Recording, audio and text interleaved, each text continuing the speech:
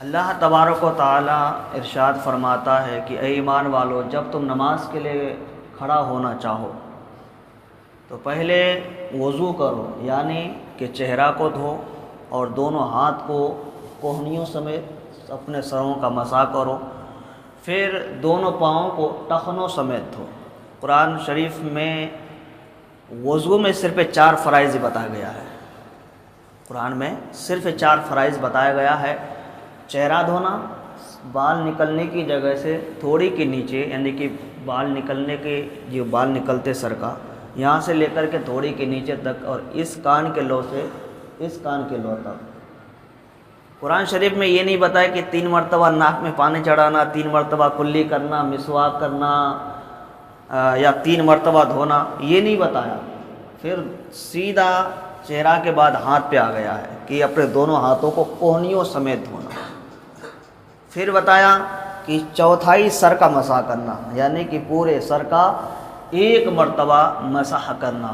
اور نمبر 4 میں بتایا کہ دونوں پاؤں کو ٹخنوں سمیت دھونا۔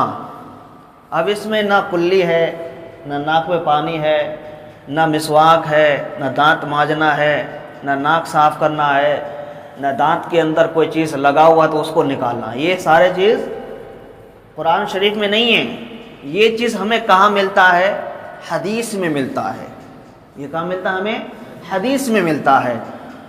اب اگر کوئی یہ کہے کہ ہم صرف قرآن کو اگر مانیں، کوئی اگر صرف یہ کہے کہ نہیں ہم صرف قرآن کے مطابق چلیں گے، تو پھر ان کے لیے وضو میں صرف 4 ہی فرائض ہے، باقی وضو میں 16 سنتیں ہیں۔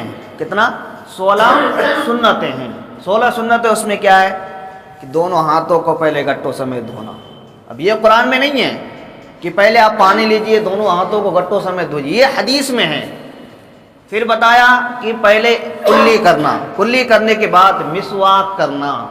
اگر مسواک نہ ہو تو پھر اپنے کلمے کی انگلی سے دانت کو صاف کرنا۔ دانت کے اندر کوئی چیز لگا ہوا، جیسے میں نے غسل کے فرائض پہلے نمبر کے فرائض میں بتایا تھا کہ جب کلی کرنا ہو، غرارہ کرنا ہو، تو دانت کے اندر کوئی چیز اگر لگا ہوا ہے، کوئی بھی چیز، یا گوشت کا ریشہ، یا پان، یا تمباکو، گٹکا وغیرہ، کوئی بھی چیز اگر دانت کے اندر لگا ہوا ہے تو اس کو آپ کو نکالنا پڑے گا۔ اب وضو میں جو سنت ہے یہ سنت موقدہ کے مثل ہے، اس کے سنت موقدہ کے مثل ہے۔ سنت موقدہ کے مثل کیسا؟ ابھی آپ آئے جمعہ کے لیے، جماعت کتنے بجے ہیں؟ 1:45 پہ، 1:45 پہ جماعت کھڑی ہو رہی ہے۔ اب اگر آپ آئے کتنے بجے؟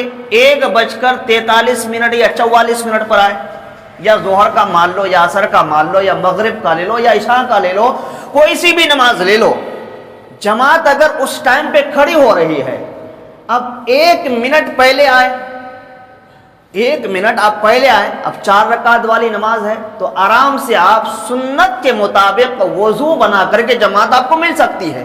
بھلے آپ کو رکعت کے آخری میں مل جائے، بھلے آپ کو آخری رکعت میں اتحیات میں جب امام بیٹھتے ہیں اگر وہاں پہ بھی آپ کو مل جاتا ہے، تو پھر آپ کا حکم ہوتا ہے کہ آپ جو ہے نا وضو سنت کے مطابق کر کے آئیں، سنت کے مطابق کر کے آئے۔ اب اس ٹائم پہ آئے، جماعت ہو گئی ہے، جماعت ہو گئی، لیکن جماعت کی آخری رکعت ہے، 4 رکعت والی نماز ہے یا 2 رکعت والی نماز، جماعت کے آخری میں ہیں، یا رکوع میں ہیں، یا سجدہ میں ہیں، یا قائد اخیرہ میں ہیں، سلام پھیرنے والے ہیں۔ اب اگر آپ آئیں تو شریعت کہتی ہے کہ جماعت میں شامل ہونا فرض ہے، جماعت میں شامل ہونا فرض ہے۔ اب آپ کو قرآن حکم دے رہا ہے کہ آپ وضو مکمل نہ کیجئے، وضو آپ مکمل نہ کیجئے، تو ہے قرآن، پھر ہم کیسے وضو بنائیں؟ قرآن کہہ رہا ہے کہ چہرے کو 1 مرتبہ دھو لو، پورے سر کا مسح کر لو، اور دونوں ہاتھوں کو کوہنیوں سمیت دھو لو، اور پھر دونوں پاؤں کو ٹخنوں سمیت دھو لو، جا کر کے جماعت میں شامل ہو جائے، آپ کی وضو ہوگی، نماز بھی ہو جائے گا۔ ترک جماعت سے آپ بچ جائیں گے، ترک جماعت سے آپ بچ جائیں گے، جماعت میں جو ثواب ملتی ہے وہ آپ کو مل جائے گا۔ آپ بھلے اتحیات میں آ کر کے بیٹھے، آخری رکعت میں آ کر کے بیٹھے ہیں، تو شریعت کہتی ہے کہ آپ پھر نہ 3 مرتبہ ناک پہ پانی چڑھاؤ، نہ 3 مرتبہ تمہیں کلی کرنا ہے، نہ 3 مرتبہ چہرہ دھونا ہے، نہ 3 مرتبہ پورے ہاتھ کو دھونا، نہ 3 مرتبہ تمہیں پورے دونوں پیروں کو دھونا۔ شریعت نے ہمیں کتنا چھوڑ دیا۔ اب سمجھ میں بات آ گئی کہ اگر ہم قرآن اور حدیث دونوں کو ساتھ لے کر کے چلیں گے تو پھر شریعت ہمارے لیے آسان ہے، شریعت ہمارے لیے آسان ہے۔ اب یہاں پہ ہمیں کہہ دیا کہ ساری چیز چھوڑ دو، یہ 4 فرض کو ادا کر کے اب نماز میں شامل ہو جائے، نماز ہو جائے گی۔ پھر قرآن کہہ رہا ہے جب تم جنب کے حالت میں ہو، یعنی کہ تمہارے اوپر وضو، یعنی کہ تمہارے اوپر جو ہے نا غسل فرض ہو چکا ہے۔ سورہ مائدہ کی آیت میں ہے تمہارے پر غسل فرض ہو چکا ہے، بغیر غسل کے نہ آپ نماز پڑھ سکتے ہیں، بغیر غسل کے نہ آپ قرآن پڑھ سکتے ہیں، بغیر غسل کے نہ آپ مسجد میں آ سکتے ہیں، بغیر غسل کے آپ نہیں کر سکتے کوئی کام۔ اور پھر آپ کے اندر عذر شرعی پائی جا رہی ہے۔ اچھا، عذر شرعی کس کو بولتے ہیں؟ جیسے ایسی بیماری کا لگ جانا جس کی وجہ سے آپ کو نہانے سے وہ بیماری بڑھ سکتی ہے، یا ڈاکٹر نے آپ کو نہانے سے منع کر دیا، پانی استعمال کرنے سے منع کر دیا۔ ڈاکٹروں کا کہنا ہے کہ اگر آپ پانی استعمال کرتے ہیں تو پھر آپ کی بیماری بڑھ سکتی ہے یا لیٹ سے اچھا ہونے کا اندیشہ ہے، تو پھر شریعت کہتی ہے کہ اللہ تبارک و تعالیٰ نے آپ کے لیے زمین کو بنائی، ایسی زمین پہ پاک مٹی بھی پیدا کیا۔ شریعت کہتی ہے کہ پھر آپ نہ وضو بنائیے نہ آپ غسل کیجئے۔ اگر غسل سے منع کیا، وضو اگر کرنے کو آپ کو کوئی دقت نہیں ہے تو صرف آپ وضو کیجئے اور پھر 1 مرتبہ تیمم کیجئے، نماز پڑھ لیجئے، قرآن بھی پڑھیے، مسجد میں آئیے، کوئی گناہ نہیں ہے، آپ گناہ سے بچ جائیں گے۔ اور شریعت یہاں اگر ڈاکٹروں نے کہا کہ نہیں آپ وضو بھی نہیں کر سکتے، آپ غسل بھی نہیں کر سکتے، دونوں میں سے کچھ نہیں کر سکتے، پانی کا استعمال کر ہی نہیں سکتے، آپ پانی کا استعمال نہیں کر سکتے، تو پھر آپ کیا کریں گے؟ شریعت کہتی ہے کہ آپ تیمم کر لیجئے۔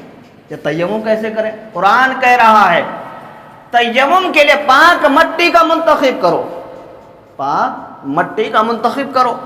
پاک مٹی کا منتخب ہم کس طرح سے کریں؟ یا کوئی ڈھیلا وغیرہ اپنے گھر میں رکھ لو، یا کچی دیوار ہے، جیسے ابھی یہ دیوار ہے، اس دیوار سے آپ کا تیمم نہیں ہوگا۔ کیوں؟ اس دیوار سے تیمم کیوں نہیں ہوگا؟ کچی دیوار سے تیمم ہو جائے گا، کیوں؟ کہ جس میں پینٹ کیا ہوا ہے، اب آئل پینٹ ہے، اس پینٹ میں اگر پانی ڈالیں گے تو یہ پورا بہہ جائے گا، اس کے جڑ تک پانی نہیں رک سکتا۔ اگر اسی دیوار پر آپ کا چونا والا اگر پینٹ ہے، چونا سے کلر کیا ہوا ہے، جو خالص چونا ہے، اس پہ آپ ہاتھ کو ماریے اور ہاتھ کو مارنے کے بعد اپنے چہرے کو یہاں سے مسح کیجیے، ہر حصہ کو، جس طرح سے وضو میں ہم لوگ ہر حصہ میں پانی ملتے ہیں، داڑھی ہے داڑھی کا خلال کرتے ہیں، تو اسی طرح سے آپ پورے چہرے کا 1 مرتبہ مسح کیجیے۔ اور دوسرا کیا ہے کہ پھر دوبارہ اپنے ہاتھوں کو ماریے، زمین پر یا دیوار پر یا مٹی پر رگڑیے، پھر اس کے بعد دونوں ہاتھوں کو اس طرح سے مسح کرتا ہوا چلے جائیے، آپ کا تیمم ہو چکا ہے۔ تیمم میں 3 باتیں فرض ہیں، کیا ہے؟ پہلی نیت، نبیتون تیمم تقربا الی اللہ تعالی۔ اگر یہ نیت اگر عربی میں کسی کو اگر یاد نہیں ہے تو پھر وہ کیا کریں گے؟ میں نیت کرتا ہوں وضو اور غسل کی، اتنا کہنے کے بعد اپنا جو ہے یہ 2 فرائض کو ادا کر لیجیے، آپ کا وضو بھی اسی سے ہو جائے گا، غسل بھی اسی سے ہو جائے گا۔ شریعت نے کتنا چھوڑ دے دیا، اب بتاؤ اور کتنا چھوڑ چاہیے؟ آپ کتنا چھوڑ چاہیے؟ شریعت کہتی ہے کہ جب تم سفر میں ہو، تمہارے پاس پانی کا انتظام نہیں ہے، اس حالت میں بھی شریعت کہتی ہے کہ آپ تیمم کر کے نماز پڑھیے، تیمم سے آپ طہارت حاصل کیجیے۔ شریعت یہ کہتی ہے کہ آپ سفر میں، آپ کے پاس جانماز نے، اللہ تبارک و تعالیٰ نے آپ کے لیے پورے زمین کو مسجد بنا دیا ہے، جہاں چاہے آپ نماز پڑھ سکتے ہیں، اور کتنا چھوٹ چاہیے؟ یہ سارے چھوٹ ملنے کے بعد اگر ہم نہ یہ سب کریں تو پھر بدنام کون ہے؟ بتاؤ، شریعت کی تو کوئی دوست نہیں ہے نا، شریعت کی تو کوئی اس میں ذمہ نہیں ہے، شریعت تو تمہیں چھوٹ دیتے جا رہا ہے۔ تو میں آج لمبا ادھر نہیں جاؤں گا، پچھلے جمعہ میرا غسل میں بات تھی تو کچھ غسل میں رہ گیا تو وہ آخر میں بتاؤں گا۔ آج کا میرا ٹاپک ہے وضو کا۔